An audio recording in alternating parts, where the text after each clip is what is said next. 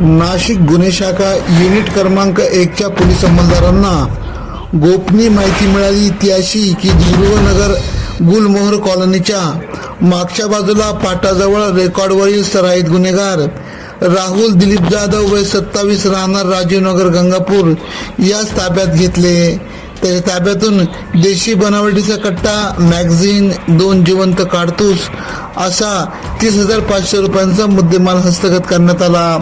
सदरची कामगिरी गुन्हे शाखा युनिट क्रमांक 1चे वरिष्ठ पोलीस निरीक्षक डॉक्टर अंचल मुदगल यांच्या मार्गदर्शनाखाली पोलीस उपनिरीक्षक चेतन श्रीवंत, पोलीस हवालदार महेश साळुंके, प्रदीप मसदे, धनंजय शिंदे, नितीन जगताप, राहुल पालखेडे, अप्पा पानवळ, विलास चारोस्कर, राम बर्डे, गोरक्ष साबळे यांनी केली।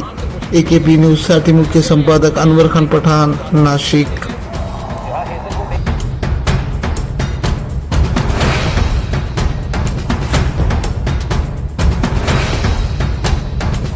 नाशिक जिल्हा कायद्याचा बालेकिल्ला।